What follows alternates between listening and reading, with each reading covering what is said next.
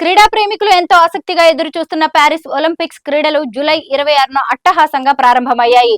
ఈ ప్రారంభోత్సవ వేడుకల్లో భారత star shuttler, Hyderabadi badminton star PV Sindhu flag bearer గా అరుదైన గౌరవాన్ని సాధించింది. భారతీయ సంప్రదాయం ఉట్టిపడేలా తెలుపు రంగుపై త్రివర్ణ పతాకంలోని మరో 2 వర్ణాలతో రూపొందించిన చీరను ధరించి ఆకట్టుకుంది సింధు.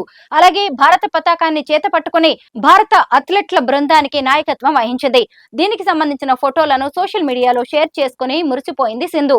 తన జీవితంలో ఇంతకన్నా గొప్ప గౌరవం మరేదీ లేదంటూ సంబరపడిపోయింది. ప్రస్తుతం సింధు ఫోటోలు సామాజిక మాధ్యమాల్లో వైరల్ గా మారాయి. ఇదిలా ఉంటే ఒలింపిక్స్ ప్రారంభోత్సవంలో సింధు ధరించిన చీరపై తీవ్ర విమర్శలు వస్తున్నాయి. ప్రముఖ డిజైనర్ తరుణ్ తహ్లియానీ డిజైన్ చేసిన ఈ దుస్తులు చాలా చీప్ గా ఉన్నాయంటూ బెంగళూరుకు చెందిన ప్రముఖ రచయిత డాక్టర్ నందిత అయ్యర్ సంచలన కామెంట్స్ చేశారు.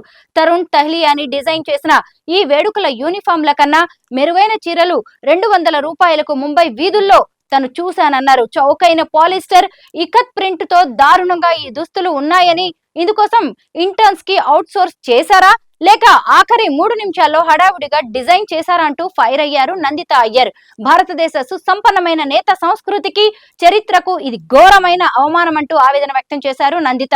అయితే తన వ్యాఖ్యలు ఈ డిజైనర్ దుస్తులను ధరించిన క్రీడాకారిణి పట్ల అగౌరవం కాదని కూడా ఆమె వివరణ ఇచ్చారు.